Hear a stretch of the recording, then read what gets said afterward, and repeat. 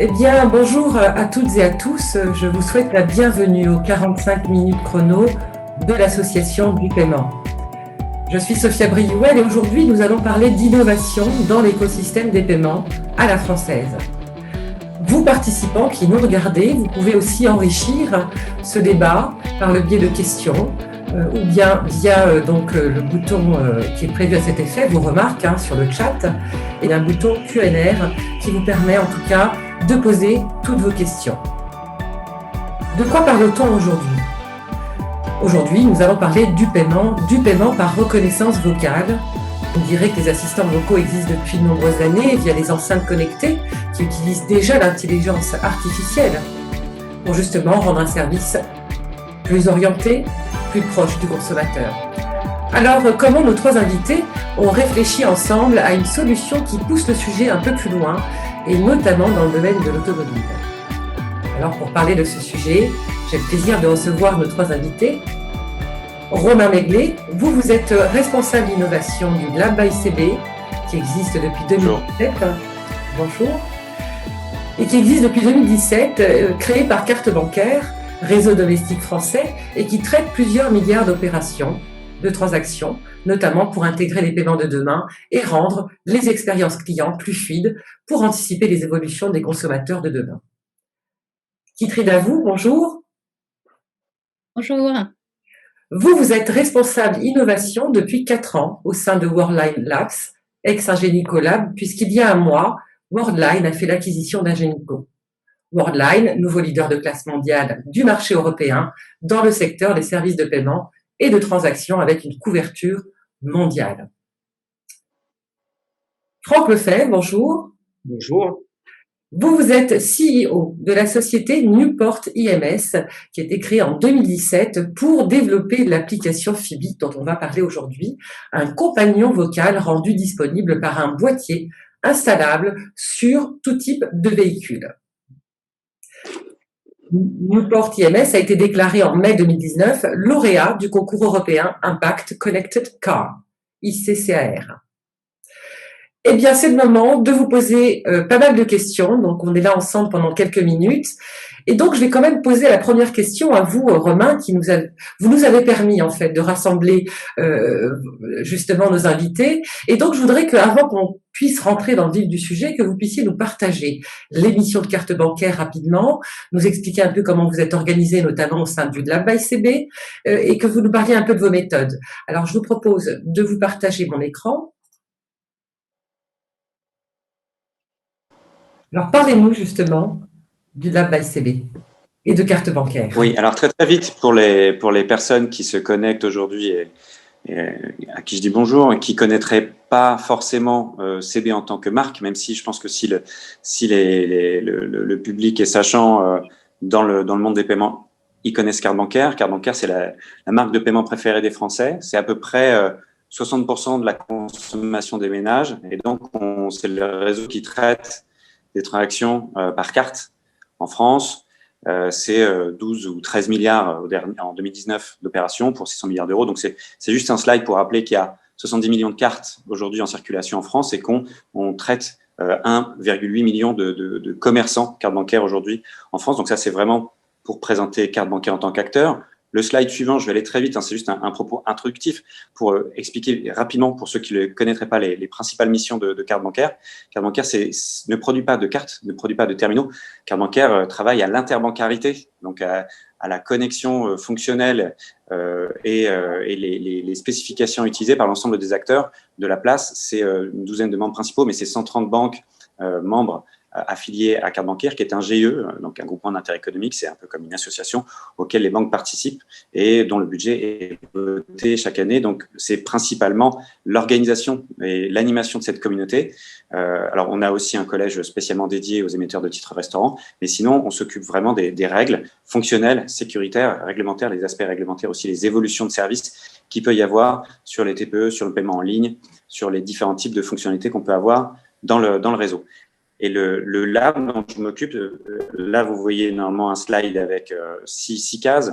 Et sur les cases, on va dire, numéro 3 et 6, le lab dont je m'occupe intervient aussi, c'est-à-dire que le lab existe depuis 2017. Non, c'est bon, vous pouvez passer. Le lab existe depuis 2017 pour être en relation encore plus poussée avec les commerçants et les banques notamment, avec leur laboratoire d'innovation, leurs organes ou leurs cellules d'innovation, mais aussi d'étoffer le tissu partenarial. Donc, on travaille avec, bien sûr, le groupe Carte Bancaire, donc ça va être les entités filiales du groupe, mais aussi des associations, des académiques dans la recherche, avec il y a une chaire de finance digitale notamment dans laquelle on est impliqué, et puis des écoles comme l'école éthique à Montreuil qui travaille sur les parcours clients et les interfaces clients, donc on va y revenir, c'est un aspect important du lab, et justement dans ce tissu étoffé, donc on travaille déjà avec des grands groupes comme Ingenico Worldline, mais encore plus avec les entités d'innovation de ces groupes, et aussi des startups. Et pour ça, on organise annuellement des concours sur des thèmes qu'on identifie par rapport à nos travaux. Donc, le lab, il existe depuis 3 ans, enfin, c'est sa 4e année, et l'approche du lab, elle est centrée sur les parcours clients. Et ça, c'est très important. On travaille pas sur des évolutions forcément techniques ou forcément des nouvelles technologies. On va travailler sur l'évolution des usages et comment on peut intégrer le paiement de la façon la plus transparente dans ces usages. Parce que pour nous, le paiement est une commodité. C'est pas la valeur, personne se dit, tiens, je vais acheter quelque chose pour avoir le plaisir de payer, mais la partie paiement doit être rassurante et bien intégrée dans un parcours client qui, lui, fluidifie, fait gagner du temps par rapport au parcours des utilisateurs, donc par rapport à la vie des gens, en fait. Donc, nous, notre démarche est vraiment ce qu'on appelle UX, donc User Experience centrique. On travaille avec des méthodes dites agiles, design thinking assez classiques. L'approche, elle est proactive, c'est-à-dire qu'on cherche des partenaires et on va jusqu'à faire des proof of concept et des prototypages. Quand on organise des concours de start-up, on identifie sur des thèmes. Et là, justement, vous avez affiché en gros nos thèmes de travail, c'est-à-dire l'évolution de la carte. On a travaillé sur la carte biométrique et l'évolution du terminal de paiement. Donc, on travaille sur le magasin du futur notamment. C'est tout ce qui va être computer vision et paiement dans une approche avec des neurosciences appliquées au commerce, l'intelligence artificielle, l'utilisation des données, tout ce qu'on peut détecter de façon anonymisée et agrégée, bien sûr, ou alors avec un opt-in du consommateur. On travaille aussi sur l'inclusion numérique et on travaille donc des sujets RSE comme l'empreinte carbone, enfin les impacts environnementaux, mais on travaille aussi sur les nouveaux canaux d'acquisition. Et très tôt, on a travaillé sur les chatbots, les voicebots, ce qu'on appelle le commerce contextuel, conversationnel. Et il y a 2 ans, on a travaillé à la fois sur les chatbots et à la fois sur le commerce embarqué, donc le commerce en mobilité. Et c'est dans ce cadre-là qu'on a identifié Phoebe, qui travaillait sur un assistant vocal en mobilité. Donc, c'est vraiment par rapport à ces thèmes qu'on a commencé à échanger avec Phoebe sur ce thème-là. Et d'un autre côté, on travaille déjà avec Ingenico Labs, donc Ingenico Worldline Global maintenant, sur beaucoup de sujets, notamment d'ailleurs le commerce conversationnel. Je finirai juste en disant que sur les aspects retail, donc commerce et services financiers, on a vraiment une position de place chez Carte Bancaire. On essaye de faire avancer les sujets. On essaye de tester des cas d'usage pour en tirer des enseignements et faire évoluer les référentiels ou donner des informations qui permettront de faire évoluer les référentiels. Donc, on est partenaire à l'année des programmes d'identification de start-up françaises comme French Tech organisé par Business France sur des événements qui aujourd'hui sont majoritairement digitaux et qui sont sur ces verticales commerce et services financiers. Voilà. Merci beaucoup pour cette présentation très complète. L'idée, c'est que je vais vous poser un certain nombre de questions. Je vais vous demander d'y répondre. Et puis surtout, nos participants, n'hésitez pas à le faire. Vous aurez la main. Je présenterai vos questions à nos invités pendant la durée de cette chronique. Alors, vous nous avez parlé notamment, Romain, des technologies innovantes qui intéressent le Lab ICB au travers des concours. Quelle est l'histoire de cette expérimentation que vous venez nous présenter aujourd'hui? À partir de quelle vision commune avez-vous créé ce partenariat avec Worldline Lab et Newport IMS? C'est une histoire assez naturelle, assez organique. Alors, ça tombe bien qu'on parle de voix parce que la voix est vraiment une interface naturelle. Mais comme on travaillait sur les canaux d'acquisition client, on travaillait sur le commerce contextuel. On a travaillé sur le chatbot. Est-ce que je peux mettre en toute confiance mon numéro de carte dans une conversation avec un agent, un robot? Voilà, tous ces aspects-là étaient très importants. Donc, on a beaucoup travaillé dessus. L'évolution, ça a été le voice bot, donc tout ce qui est échange avec la voix. Ensuite, on a été jusqu'à la commande vocale, donc la compréhension de panier. L'année dernière, avec nos trois lauréats, on a fait en moins de 3 semaines une démo qui faisait une commande vocale avec paiement, avec authentification forte, multibiométrique derrière, mais ce n'était pas du paiement vocal. L'authentification vocale, c'est vraiment un sujet à part entière. Et on n'avait pas d'approche encore globale, et on échangeait bien sûr avec Ingenico sur ces sujets. On savait que ça les intéressait, et avec Phoebe d'un autre côté sur leurs compagnons qui testaient justement ces nouvelles interfaces. Donc, on a suivi les travaux de Phoebe avec intérêt suite à ce concours, et on échangeait de l'autre côté avec Ingenico. Et c'est vrai que assez naturellement, on voulait aller tous un petit peu plus loin. On s'est mis autour de la table juste avant le confinement, en début d'année, et on s'est dit comment on peut aller plus loin. Est-ce qu'on est tous prêts à aller plus loin? On s'est vraiment rencontrés en disant OK, quels sont nos objectifs à chacun? Et on s'est mis d'accord sur une expérimentation permettant d'aller le plus loin possible. Donc, je vais laisser la parole à mes partenaires, mais en tout cas, ça a vraiment été une rencontre de valeurs et de volonté. C'était assez naturel. Merci Romain. Alors justement, Kitri, Franck, qu'est-ce que vous pourriez nous dire sur cette vision commune, cet objectif commun que vous avez? On avait, comme Romain l'a expliqué, effectivement, on avait déjà commencé à travailler sur un parcours complètement vocal pour acheter du carburant qui n'intégrait pas le paiement. Mais le besoin d'intégrer le paiement sur une expérience vocale s'est fait ressentir de façon très forte, de façon immédiate. Parce qu'une des particularités de l'usage de la voix, c'est qu'on arrive à quelque chose qui est tellement intuitif que l'utilisateur ne se rend plus vraiment compte de la mécanique qu'il y a derrière. On y reviendra ultérieurement, mais on a vraiment une simplification énorme de l'expérience utilisateur. Donc, se rapprocher de quelqu'un qui maîtrisait le paiement et qui avait une volonté très forte d'inclure la composante vocale, non seulement sur le côté signature biométrique, mais également sur l'intégration vraiment de la composante paiement dans l'ensemble de l'expérience d'achat, était une volonté forte, et naturellement on s'est tourné vers Ingenico, avec qui on avait déjà commencé à parler de ces sujets, et là le triptyque s'est mis à fonctionner extrêmement vite. Merci Franck. Donc une volonté forte. Alors Kitri, justement, la vision commune, et puis surtout, depuis quand vous explorez-vous la technologie de la voix au sein de Worldline Labs? Oui, alors effectivement, nous, ça fait un petit moment qu'on explore ce sujet. Ça fait environ maintenant 2 ans qu'on regarde le marché du vocal. On commençait vraiment à voir que la voix était embarquée dans de plus en plus de devices, dans nos mobiles, les enceintes connectées qui commençaient vraiment à débarquer dans les maisons de tout le monde. Les marchands également se posaient beaucoup de questions, et on a vu dans la voix un nouveau canal de communication, mais également potentiellement un nouveau canal de vente. Nous, de notre côté, on a commencé à analyser le marché, à regarder les différents environnements dans lesquels il était potentiellement intéressé de développer une solution de commerce vocal et qui allait apporter de la valeur à l'utilisateur. C'est ça qui comptait pour nous. On s'est focalisé sur les environnements qui nous semblaient les plus pertinents en regardant les environnements qui rassuraient, on va dire, l'utilisateur. Donc, on a regardé un petit peu la zone de confiance des utilisateurs, et donc on s'est focalisé sur les environnements maison et voiture, parce que voilà, tester une nouvelle pratique comme le paiement par la voix, c'est important que l'utilisateur se sente en confiance. Et donc, du coup, voilà, on a regardé ce qui se faisait un petit peu sur le marché. On a un petit peu étudié les acteurs qui existaient sur le marché. On a vu un petit peu les limites aussi qu'il pouvait y avoir dans les solutions existantes. C'est vrai qu'aujourd'hui, il y a 2 principaux acteurs, on va dire, sur le marché, Google et Amazon. Et ce qu'on a pu constater, c'est que d'un point de vue utilisateur, il y avait des limites de sécurité, parce qu'on va authentifier un utilisateur sur le OK Google, donc sur ce qu'on appelle le voice match. Donc forcément, c'est assez limité. Nous, ce n'est pas ce qu'on appelle vraiment de l'authentification forte. On peut rajouter une couche de sécurité, mais dans ce cas-là, on va rajouter un petit peu de friction pour l'utilisateur avec un code PIN, par exemple.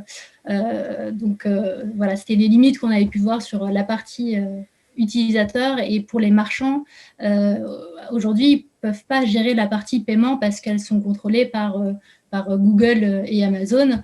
Donc, c'était un petit peu les points bloquants qu'on pouvait voir.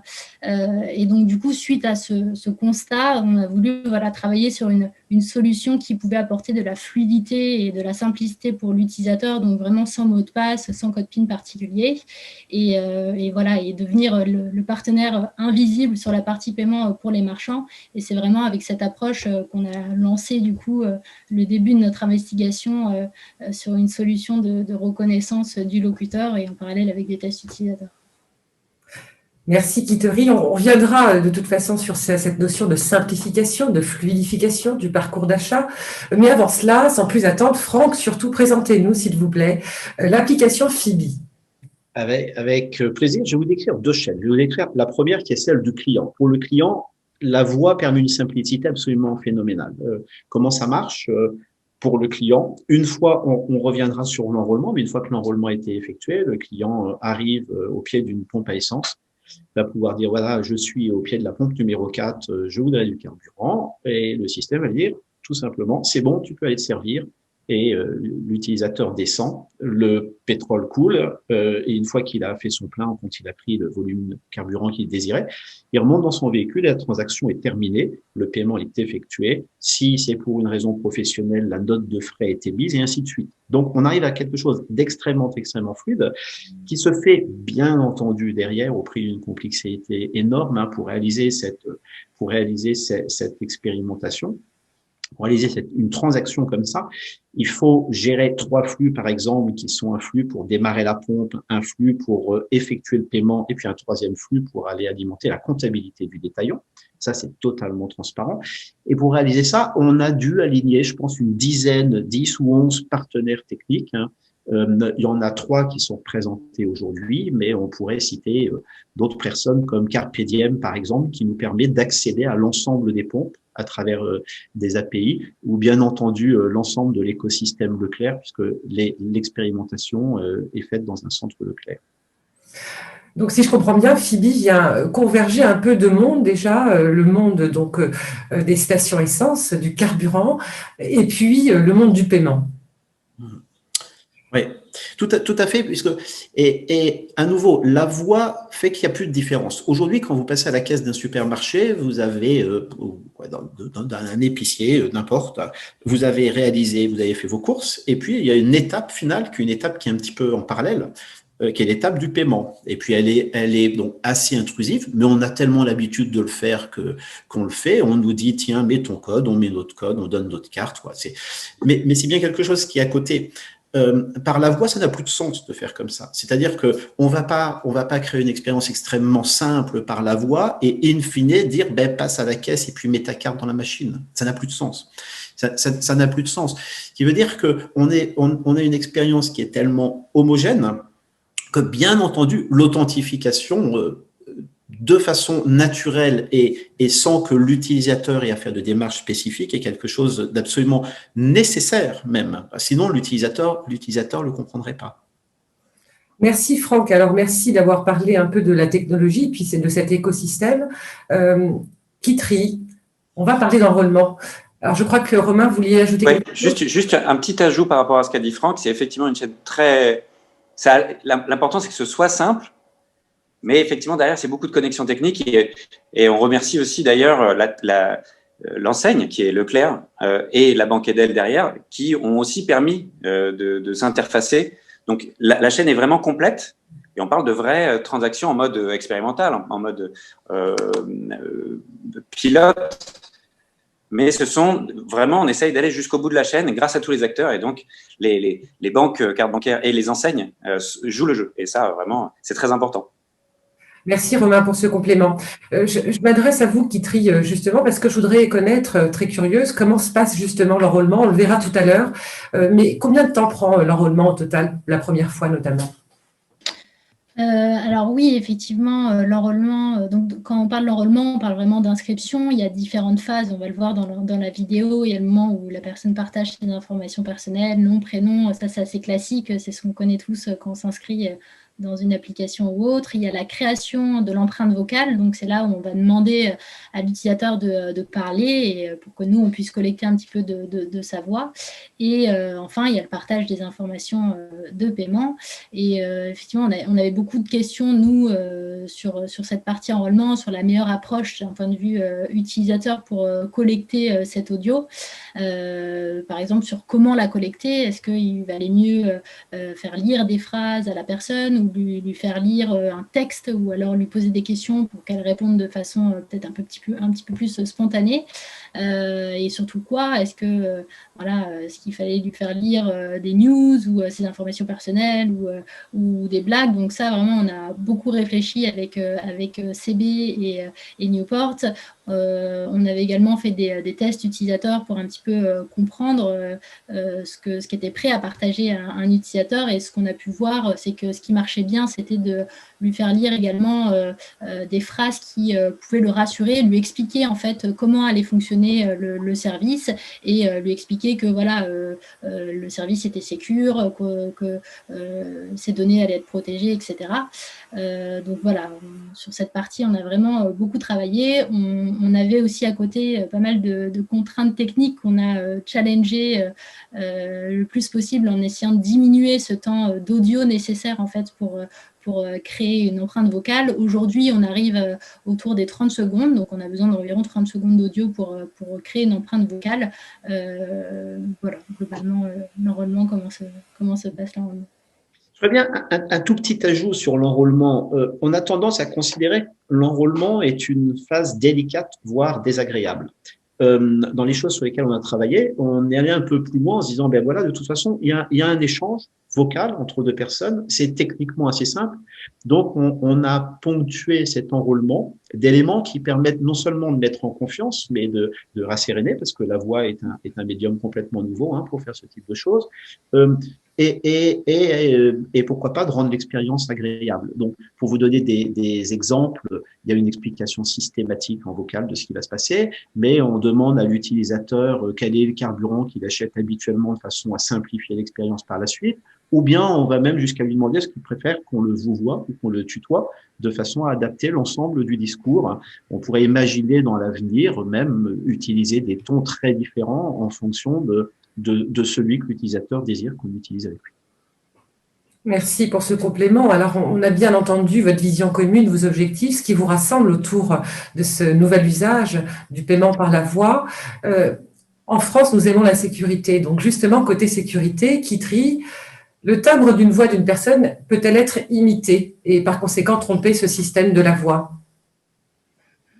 Oui, alors effectivement, et bien sûr, il peut y avoir des menaces. Après, d'un point de vue sécurité, on a développé dans la solution un certain nombre de modules qui vont protéger l'utilisateur. Par exemple, un module d'anti-replay qui va permettre, par exemple, si je vous enregistre et que je joue cet enregistrement Afibi, de bloquer le paiement, ou bien des voix synthétiques qui parfois, donc, on peut réussir à créer une voix qui a l'air humaine, qui est faite par un robot. Donc ça, pareil, on a développé un certain nombre de solutions pour bloquer ces attaques. Après, il faut savoir que la technologie derrière la solution d'authentification ne va pas évaluer dans la voix ce que nous, on entend à l'oreille, en fait. Donc, voilà, même si à l'oreille, il y a des voix qui se ressemblent et on pourrait penser que une autre personne pourrait se faire passer pour la bonne personne, chaque individu a vraiment des caractéristiques assez propres et la solution va chercher ces caractéristiques qu'on n'entend pas forcément à l'oreille. Merci Kitri. Alors, cette expérimentation, elle est en cours. Je suppose que cette solution repose sur les exigences réglementaires. Une question pour vous, Romain, justement, sur ces notions de référentiel. Est-ce qu'il existe aujourd'hui un référentiel dédié au paiement par la voix ? Alors, c'est justement à ça que nous servent ces expérimentations, c'est-à-dire qu'on a des transactions spécifiées carte bancaire, et là, dans le cas de l'expérimentation, on fait des transactions spécifiées par carte bancaire, donc avec leur corpus de spécifications qui doivent être respectés.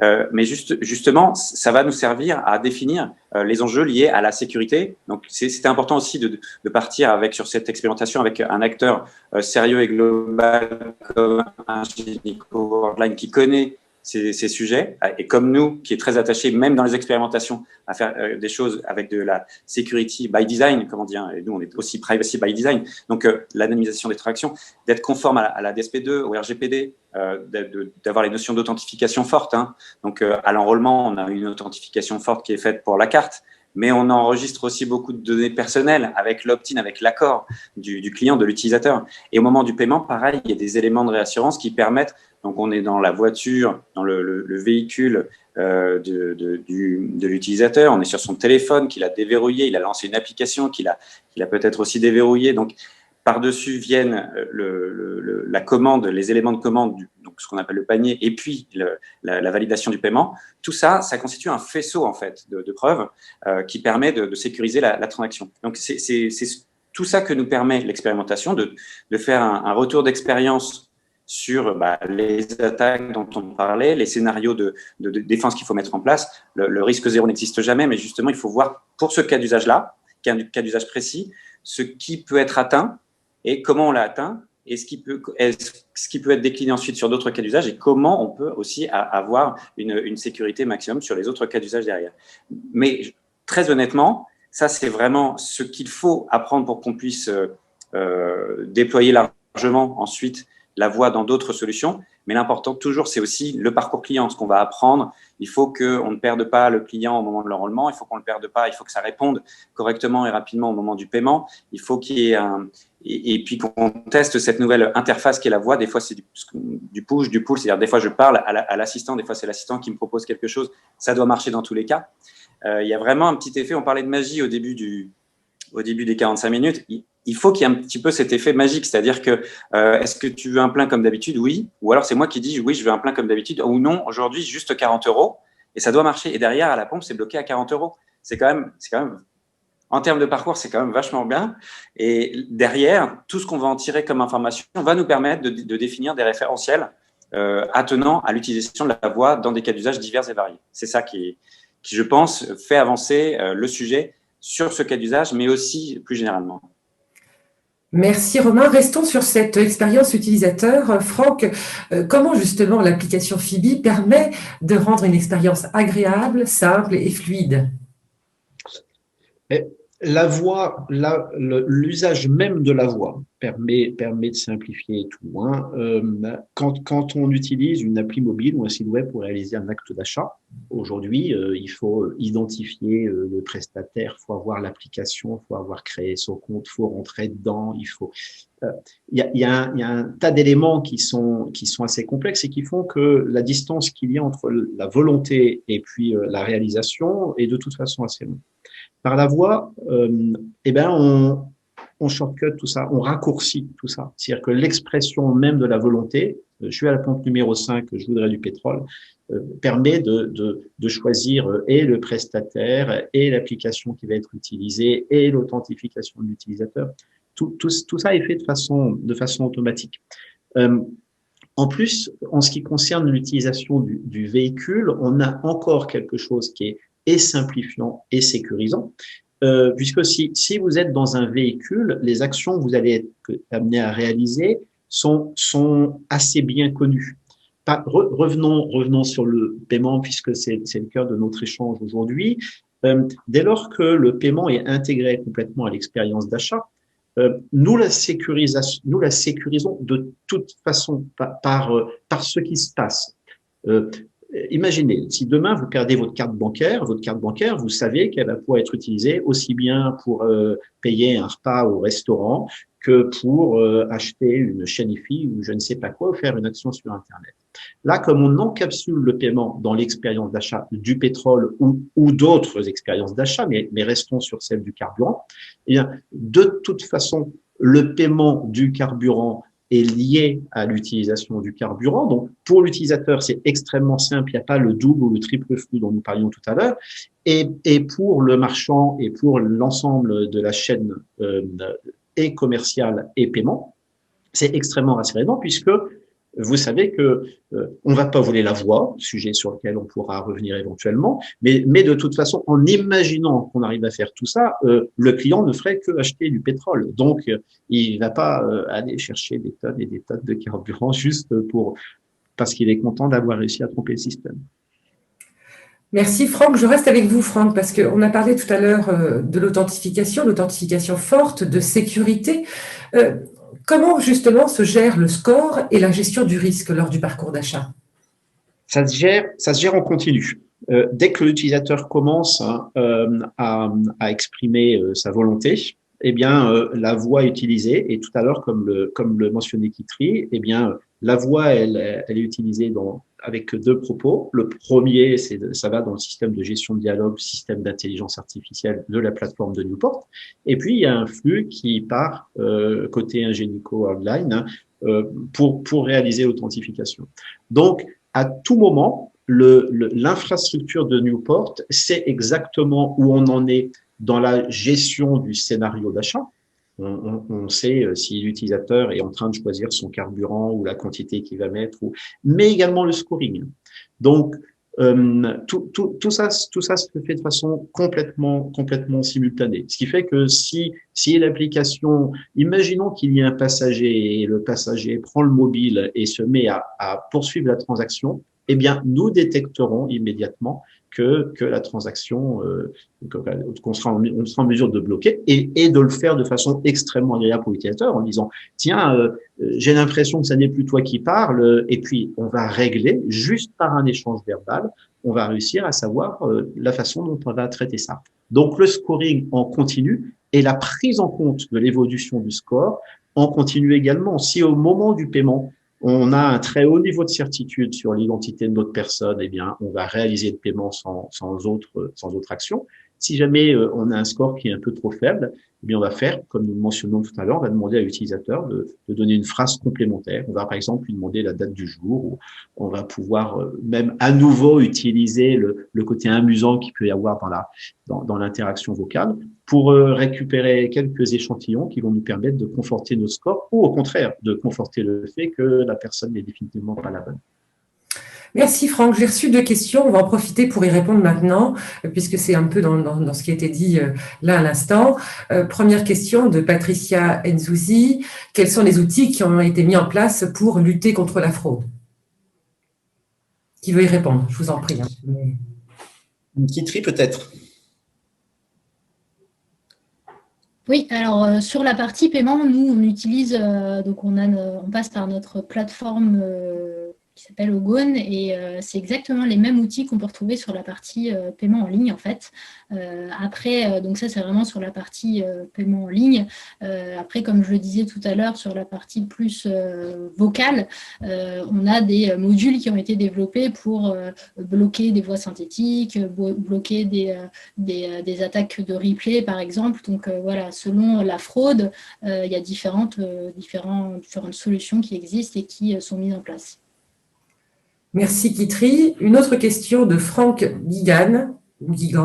Une voix bien enregistrée et reproduite peut-elle être utilisée par tiers? Non, la réponse est non. Oui, bien entendu, on peut essayer de le faire. Hein, c'est le replay auquel faisait allusion tout à l'heure Kitri. Le système d'Ingenico Worldline aujourd'hui est fait pour éviter toute forme de replay. Ce sont des choses qu'on a testées en interne avant de lancer ce genre de solution. On préfère s'assurer quand même des risques qu'il peut y avoir. Merci.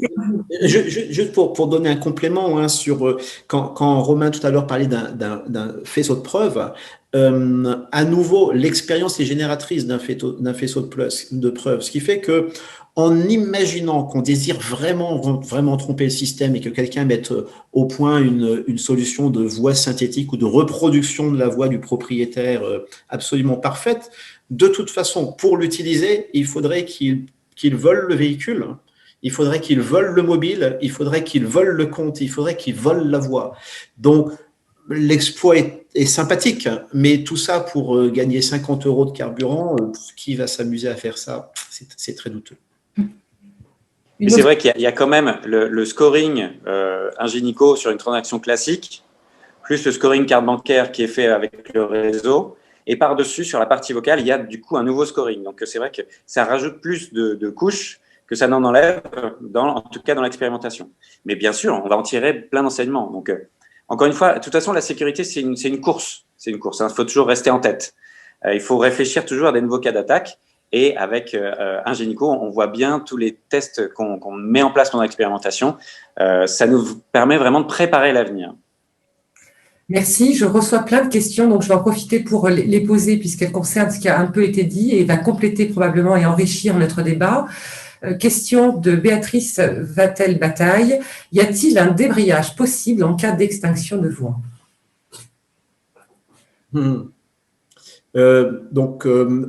Aujourd'hui, dans l'expérimentation, non.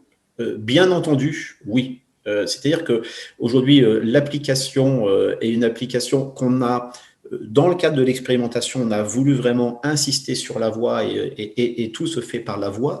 Dans la pratique, bien entendu, ce type de débrayage est possible en cas d'extinction de voix, mais même si on veut permettre à quelqu'un d'autre, si on veut donner une délégation sur paiement ou quelque chose comme ça, il faut que ces choses-là soient possibles. Dans le cadre de l'expérimentation, là, on s'est vraiment nous concentrer sur l'expérience vocale et donc ces cas extrêmes ne sont actuellement pas traités, je dis bien, dans le cadre de l'expérimentation. Très bien, merci. Une autre question de Franck Kitten. Quid de la certification ou la validation d'une telle solution? Merci Franck, mais il va falloir attendre le retour d'expérience de l'expérimentation. Il ne faut pas brûler les étapes. On veut tous que ce soit d'une solution qui soit déployable ou commercialisable. Le but de l'expérimentation, c'est ça, c'est de faire un retour d'expérience entre nous et que chacun puisse repartir avec des insights qui fassent avancer le sujet. Donc, de notre côté, après l'expérimentation, on pourra faire un retour. Là, on est vraiment en phase expérimentale. C'est vraiment, on essaye d'avancer par à-coup, par accélération. Il y a vraiment un travail qui est fait. À ce niveau-là, on vise en tout cas une conformité des SP2, RGPD et des scénarios d'attaque non systémiques qui sont contrés ou en tout cas qui sont résistants et qui ont des solutions. On verra, effectivement, il y a déjà des référentiels qui existent sur la voix. Nous, on travaille depuis longtemps aussi sur les empreintes biométriques, type empreintes digitales, etc. Ça peut être, demain, l'avenir sera peut-être multimodal. Et puis, ça sera aussi usage par usage. Je suis chez moi, ce n'est pas le même cas d'usage que je suis dans ma voiture. Ce n'est pas la même chose que pour d'autres types d'opérations. Donc, on va voir comment tout cela est déclinable. Et c'est à ça que sert cette expérimentation, en tout cas pour carte bancaire. C'est justement demain, voir quel est le référentiel nécessaire pour pouvoir avoir un niveau qui permet de déployer commercialement toutes les solutions sur le terrain. Merci Romain. Merci Romain. Une autre question sur le volet sécurité de Claire Pipon. Comment est protégé le stockage de l'empreinte biométrique vocale? Moi, je peux donner la partie, parce que sur la chaîne, c'est Newport qui a le signal vocal et pour l'authentification qui le renvoie directement à la plateforme d'Ingenico Worldline. Nous, on y touche juste pas. Donc, on ne stocke absolument rien, on ne stocke pas l'empreinte. On fait exactement comme on fait avec une information de carte bancaire, c'est-à-dire que tout est totalement géré par le processeur de paiement et le processeur de l'authentification. Donc, la question repart chez Kitry. Oui, de notre côté, sur la partie plutôt sécurité, nous, tout est anonymisé dans les serveurs Ingenico. On n'associe jamais une voix à côté d'un prénom. On suit quand même les règles que nous impose la CNIL. Donc, sur ce côté, il n'y a pas grand-chose à rajouter. En tout cas, sur l'expérimentation, on remplit les contraintes de la CNIL. Merci Kitry. Je vais vous poser quelques questions prospectives et puis ensuite on aura l'occasion de visionner une vidéo qui montre cette expérimentation. J'ai 3 questions supplémentaires et je vous les proposerai après si vous voulez bien. On a parlé effectivement de la technique, de la sécurité. Maintenant, un peu plus prospectif, selon vous, Franck, avec votre expérience de l'automobile, quel service innovant peut-on imaginer pour Phibi? Pour ajouter à Phibi? Ouais, donc, les services de paiement sont évidents et ceux qui sont liés à l'automobile sont évidents. Bien entendu, côté Newport, on a travaillé sur plein de choses. Pour vous en donner quelques-uns, on a travaillé sur des systèmes d'autopartage, on a travaillé sur des systèmes de gestion de l'éco-conduite, de maintenance prévisionnelle. Hein. On a travaillé aussi sur des sujets liés à la gestion de flotte. On a travaillé sur des sujets liés aux applications métiers. Tout à l'heure, j'en parlais. Et là, il y a un très gros potentiel sur ces sujets-là parce qu'il y a beaucoup de gens qui utilisent leur voiture pour des raisons professionnelles. Et le temps de transport est une perte de temps. Je sais pas, imaginons le cas d'un visiteur médical qui est obligé de faire ses rapports de visite le soir à 22 heures. Il a sûrement envie de faire autre chose de son temps. Et en plus, l'information n'est plus fraîche. Donc, et en plus, la voix à nouveau permet de contextualiser énormément les choses. Donc, si on parle d'applications professionnelles comme ça, d'applications métiers comme ça, au lieu d'être en face de tableaux et de formulaires dans lesquels on va remplir des cases, eh bien, on peut juste interagir avec la machine, qui fait que seules les questions pertinentes, parce que les réponses ont un sens, vont pouvoir être posées. Donc, on arrive à une interaction qui a rien à voir. Donc, dans la voiture, les utilisations professionnelles font partie des choses sur lesquelles nous travaillons avec Newport. Mais notre cheval de bataille aujourd'hui, il est avant tout au front du service vocal contrôlé. Notre proposition aux industriels, c'est venez jouer le match avec nous et ne laissez pas les GAFA le jouer seuls en devenant juste un des services, un des faire-valoir de leur propre proposition. Merci Franck pour votre message. Romain, un peu la même question, orientée cependant paiement vocal. Dans quel domaine voyez-vous une généralisation de ce type de solution?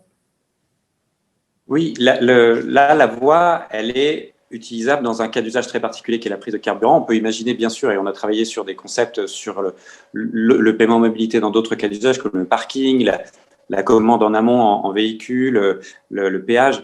Mais ça peut être aussi dans d'autres environnements. Les empreintes digitales sur la carte, c'est pas mal pour payer quand il y a du monde autour. La voix, ça va être pas mal quand je suis vraiment dans un environnement très maîtrisé et où il y a peu d'interférences, où je suis au calme, où je maîtrise la situation. Donc, pour nous, tous les usages liés à la mobilité peuvent in fine être concernés. Les courses alimentaires d'appoint aussi, par exemple, la commande de repas. Et de même que le paiement de courses effectué en ligne depuis son domicile pourrait être concerné par ce type d'utilisation. C'est assez classique, mais bien sûr, on élargit. Alors après, il y aura des déclinaisons, il y aura d'autres questions qui se poseront, bien sûr. Mais en tout cas, la voix peut répondre à un besoin dans ces cas-là. Et s'il y a besoin aussi de la croiser avec d'autres moyens, d'autres technos, on le fera. L'important, encore une fois, c'est de remplir les conditions qui permettent de répondre à un cas d'usage correctement. Et il est large. Merci Romain. Kitri, j'aimerais qu'on fasse un petit point rapide sur donc l'expérience et l'appétence des consommateurs. Alors justement, quelles sont vos convictions sur l'appétence des consommateurs par rapport à cette application, Phoebe? C'est vrai que nous, on fait régulièrement des tests utilisateurs et des focus group, comme je vous avais expliqué, pour vraiment jauger l'appétence des clients sur ce genre de solution. De ce côté-là, tous les voyants étaient au vert et c'est pour ça qu'aujourd'hui, la meilleure solution pour tester ce genre de solution, c'est de la tester sur le terrain pour la confronter, comme on l'a dit plusieurs fois, dans une situation réelle. Aujourd'hui, on commence un petit peu petit avec un marchand sur un cas d'usage, mais l'objectif aussi, c'est de l'élargir et de tester sur de plus nombreux marchands. Ce qu'on peut voir aujourd'hui, c'est que l'appétence du paiement par la voix est là, mais qu'en fonction en fait, de ce qu'on peut constater en fonction de l'environnement et du cas d'usage, il faut plus ou moins adapter la solution.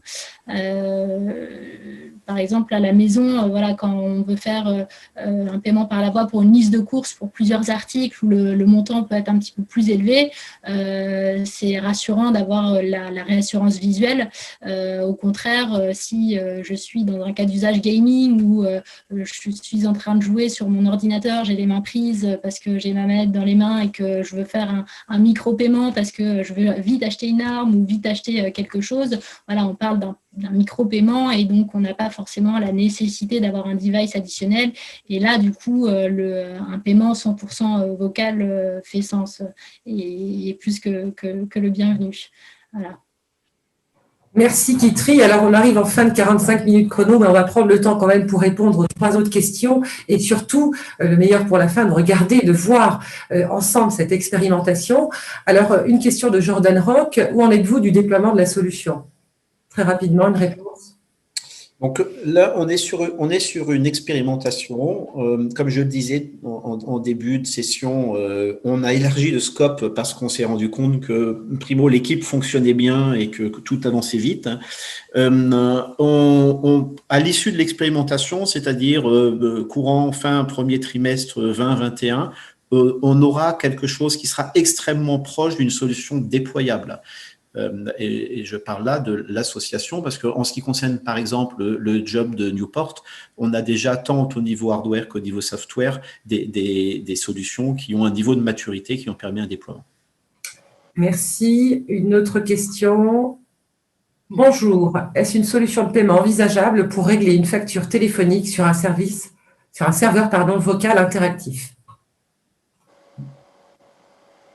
Alors oui, je pense qu'à partir du moment où on a prouvé que la solution pouvait authentifier une personne dans un cas d'usage, ça sera déployable dans différents cas d'usage et l'objectif vraiment c'est de déployer la solution dans des cas d'usage qui feront sens aux utilisateurs. Donc si demain on veut pouvoir payer sa facture de téléphone par la voix, si c'est vraiment un besoin utilisateur, bien sûr que la solution pourra être adaptée à ce genre de cas.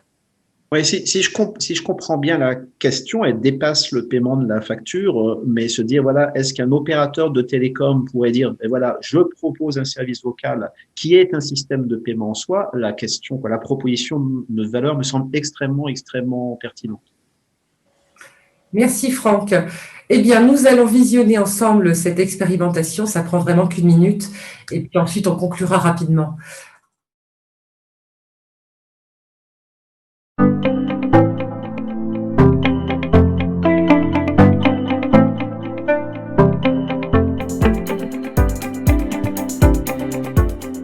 Bonjour, enchantée, je suis Phoebe. Ravie de vous accueillir sur cette expérimentation et surtout merci pour votre participation. Ensemble, nous allons tester mon service carburant pendant les prochaines semaines. J'ai hâte de commencer.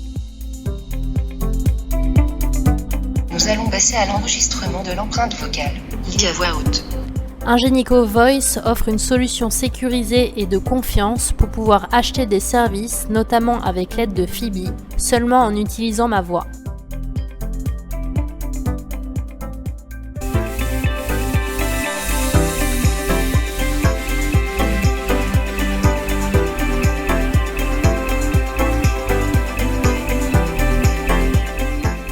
Salut.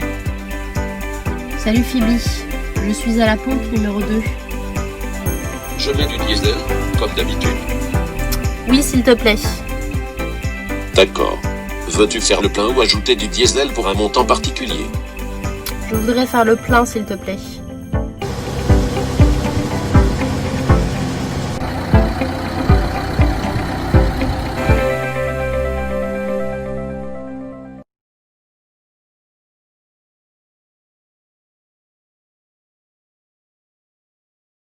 Voilà, alors pour conclure, puisqu'on répond quand même à une question aujourd'hui, en quoi l'application Phoebe permet de fluidifier, de simplifier le parcours client, le parcours d'achat?